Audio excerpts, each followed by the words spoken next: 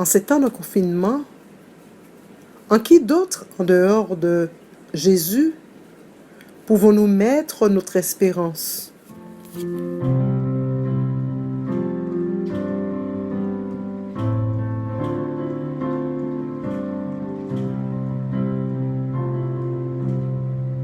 En Jésus seul est mon espoir, lui ma lumière, ma force, mon chant, pierre angulaire, solide rempart, même quand l'orage devient violent.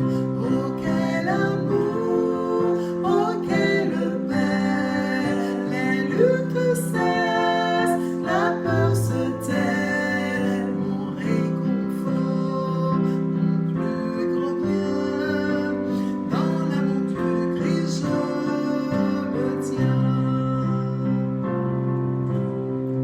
En Jésus seul, Dieu s'est fait chair, dans un enfant au cœur mystère, ce bon amour, de sainteté, haï par ceux qu'il va sauver. Jusqu'à la croix, il s'est livré, sur lui la colère est tombée, tous mes péchés, il les a pris, par l'amour de Jésus, je vis.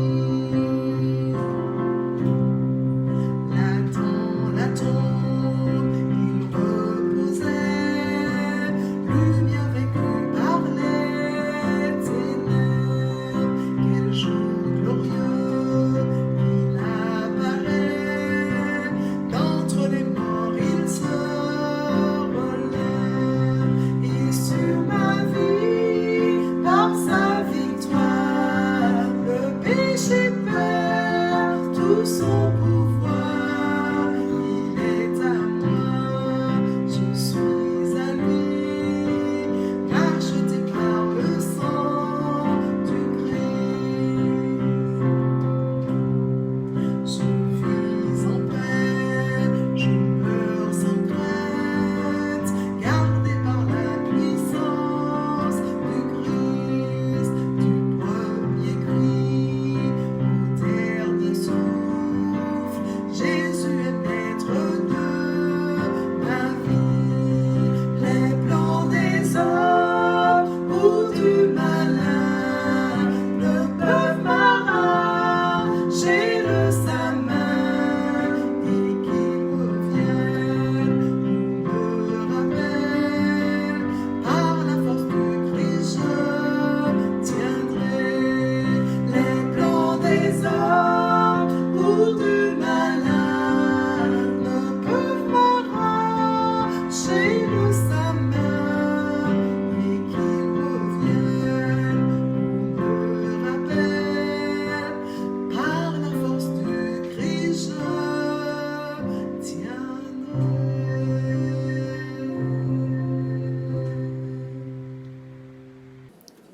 Aujourd'hui, jour de joie, nous voulons donner gloire à notre Dieu, car il le mérite, oui, il le mérite, le Dieu 3 fois saint.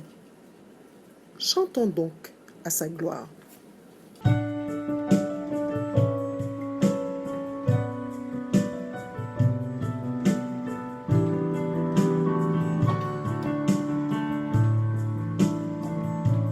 Je viens t'offrir, Seigneur, ce que j'ai de meilleur. Je viens t'offrir ma vie. Oui, à toi, Jésus-Christ. Et même si je suis fragile, et même si c'est difficile, je chanterai gloire à l'Éternel, je chanterai louange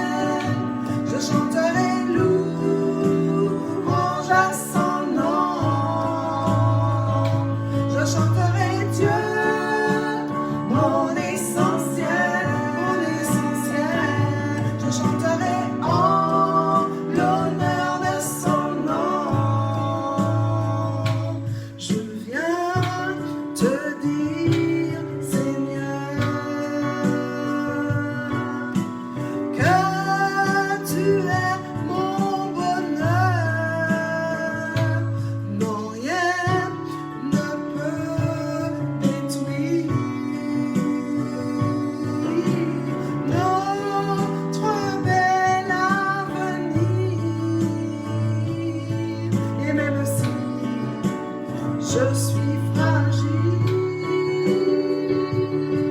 et même si c'est difficile, je chanterai gloire à l'Éternel. Je chanterai louange à son nom. Je chanterai Dieu, mon essentiel.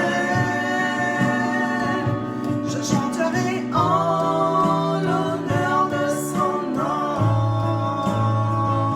Je chanterai gloire à l'Éternel. Je chanterai louange à son nom. Je chanterai Dieu, mon essentiel. Je chanterai en l'honneur de son nom. Toute ma vie, je redirai que tu as donné ta vie. Toute ma vie, je redirai que tu as payé le prix. Toute ma vie, je redirai que je ne vis que pour lui. Je chanterai gloire à l'Éternel. Je chanterai louange à son nom. Je chanterai Dieu, mon essentiel. Je chanterai en l'honneur de son nom. Je chanterai gloire à l'Éternel. Je chanterai louange à son nom. Je chanterai Dieu, mon essentiel. Je chanterai en l'honneur de son nom. Je chanterai gloire à l'Éternel. Je chanterai louange à son nom. Je chanterai Dieu, mon essentiel. Je chanterai en l'honneur de son nom.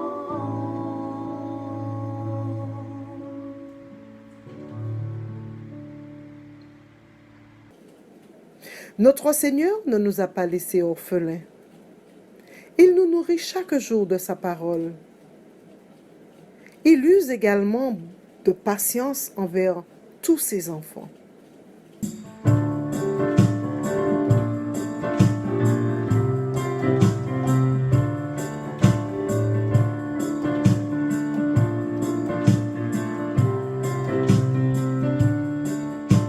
Avec patience, tu nous as nourris, tu as rassasié nos âmes. Avec patience, tu nous as conduits sous ta nuée et sous ta flamme. Tu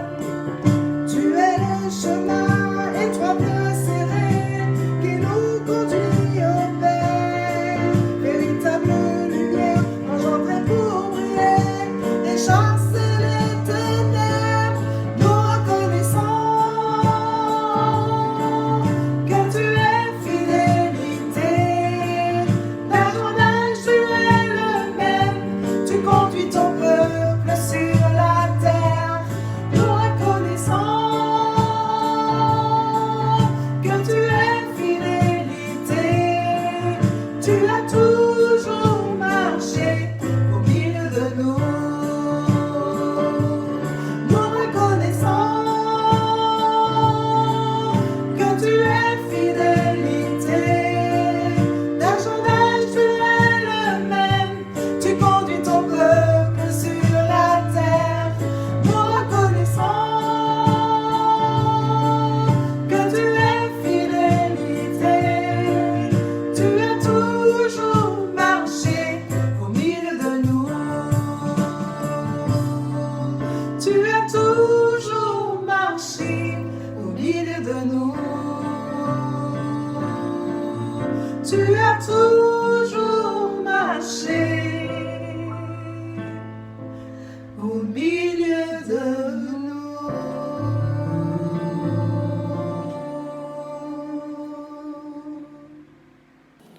Notre Dieu est grand. Qui peut le défier? Il est revêtu de force. Faisons monter vers lui notre parfum de louange.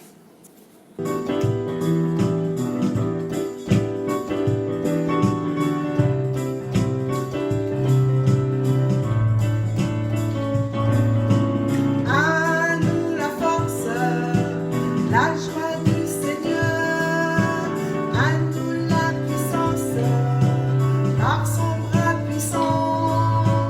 À nous la force, la joie du Seigneur. À nous la puissance, par son bras puissant. Faisons monter, monter le parfum de louange. Faisons monter, monter notre adoration. Faisons monter, monter le parfum de louange. Faisons monter, monter notre adoration. Revêtu de force, entouré de gloire, assis sur son trône, à la droite du Père. Revêtu de force, entouré de gloire, assis sur son trône, à la gloire du Père. Faisons monter, monter le parfum de louange. Faisons monter, monter notre adoration. Faisons monter, monter le parfum de louange. Faisons monter, monter notre adoration.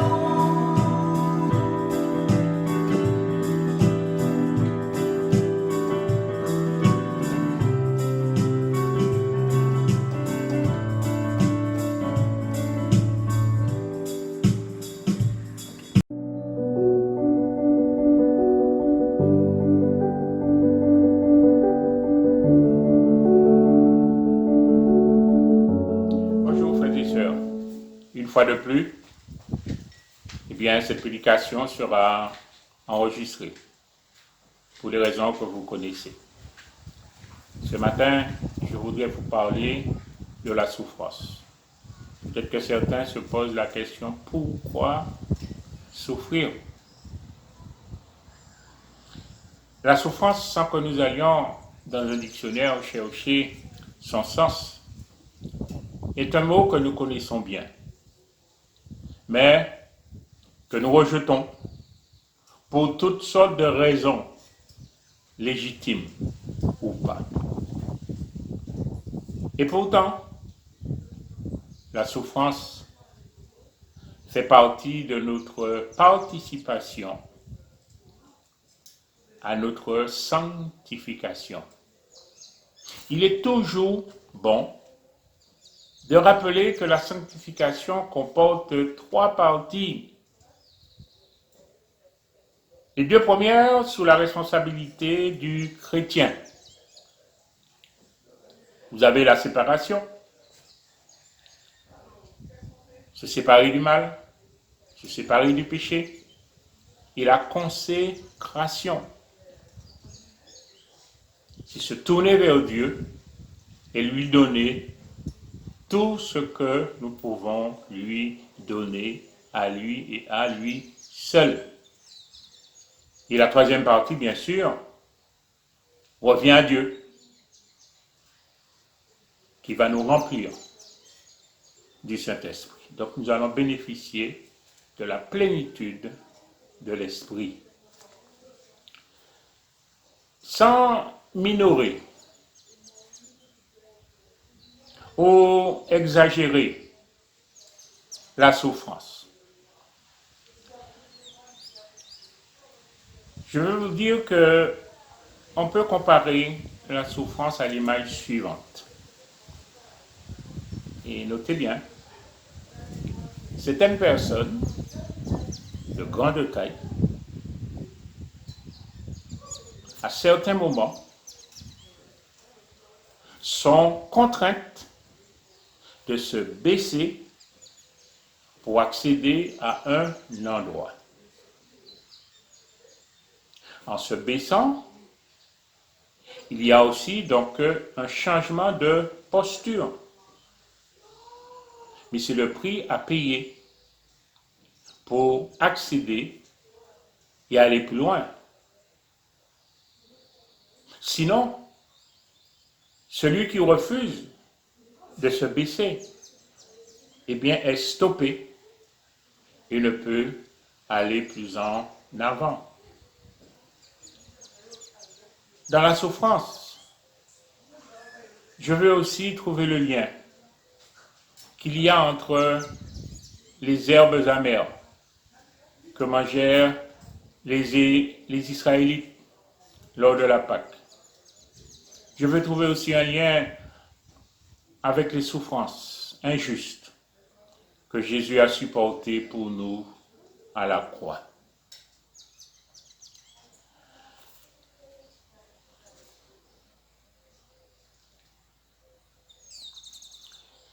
Ici, dans ce texte, l'apôtre Pierre ne parle pas de la poésie de la souffrance, ni ne dresse un tableau noir de la souffrance. L'apôtre veut nous éclairer sur deux points. Le premier point, peut-être que vous n'y avez jamais pensé, mais c'est un point important. Le premier point, c'est l'acceptation. Je dis l'acceptation de l'idée de la souffrance. Pierre est le candidat idéal, autorisé, pour nous parler de l'acceptation de l'idée de la souffrance. Car il a vécu, eh bien, cette chose. Déjà, dans son métier, Pierre était marin-pêcheur. Ensuite, à travers sa vie de disciple, n'oublions pas que Pierre était un homme hardi, il était brave. Et pourtant, il a renié son maître, Jésus. Et puis à travers son ministère, son apostolat, l'histoire nous raconte que Pierre est mort martyr.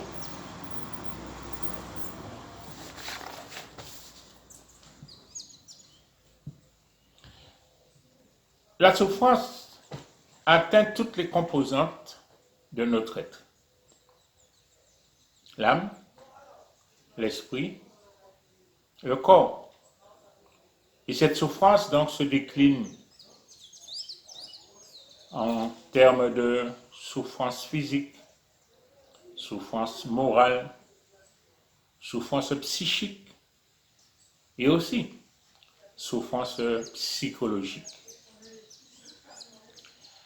Depuis quelques semaines, les chrétiens vivent toutes ou certaines de ses souffrances à cause du confinement. Et ce matin, j'ai pensé que c'était bon de vous parler de la souffrance. Afin que tous utilisent ce fruit de l'esprit qu'est la patience. Le deuxième point sur lequel l'apôtre Pierre souhaite nous éclairer, eh bien, ce sont les conséquences bénéfiques de la souffrance. Nous pourrions dire, comment se fait-il, il y a des conséquences bénéfiques dans la souffrance. Bien oui. Et nous en allons voir au moins 4 dans le verset 10 de Pierre que nous avons lu.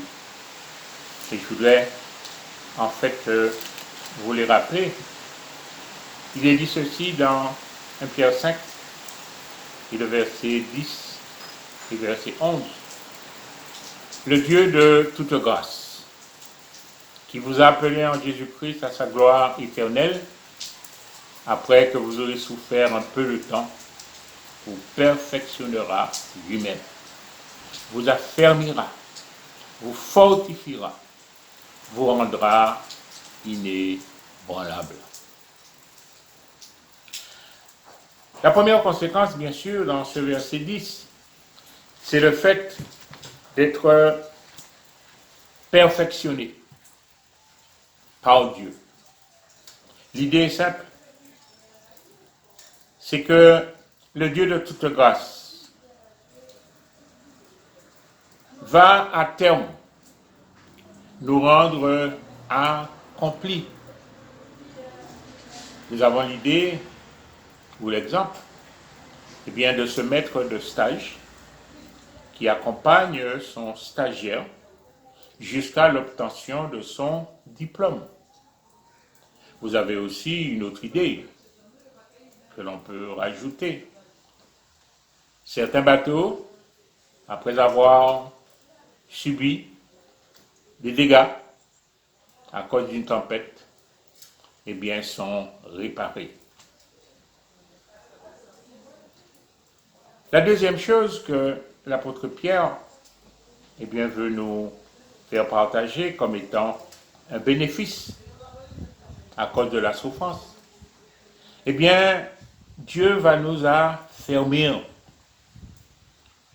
L'idée est qu'à terme, Dieu nous permettra d'atteindre une position dans la foi en Christ.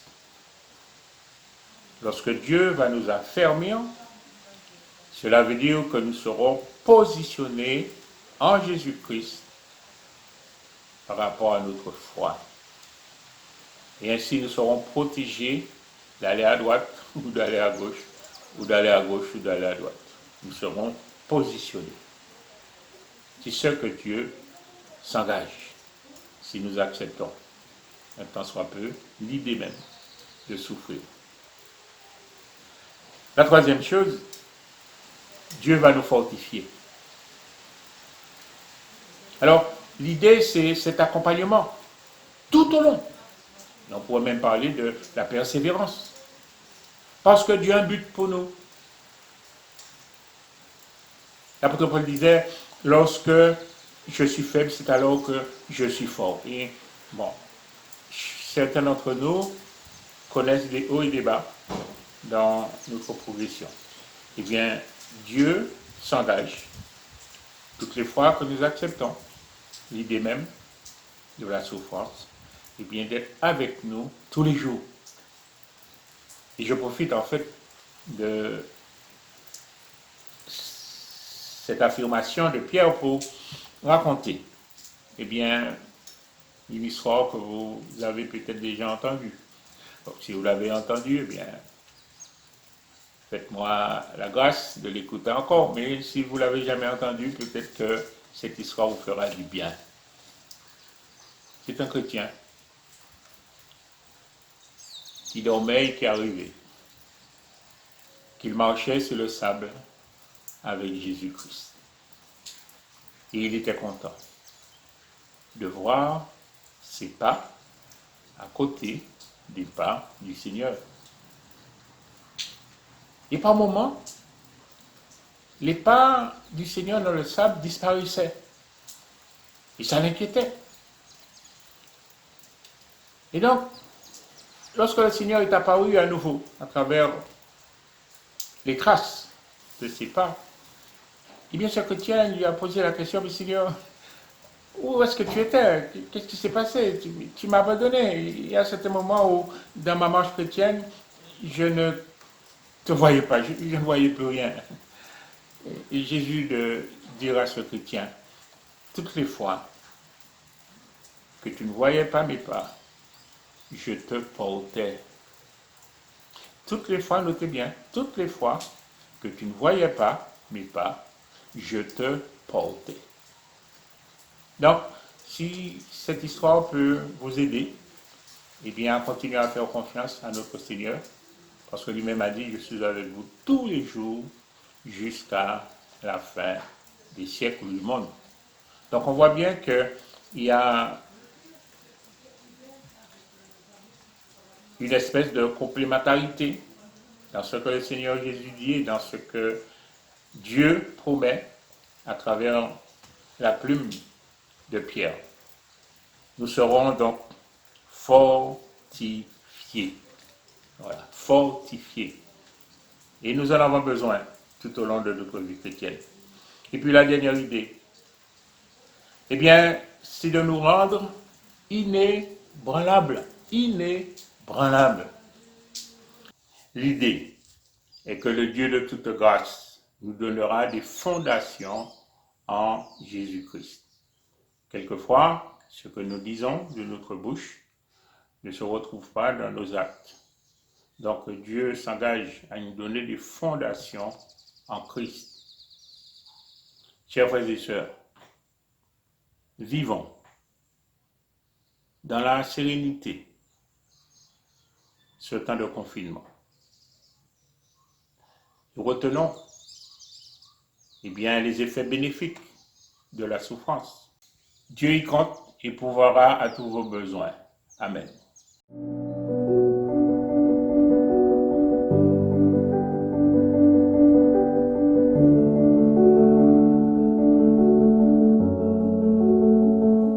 Dieu nous offre chaque jour son amour. Il nous protège par sa main puissante.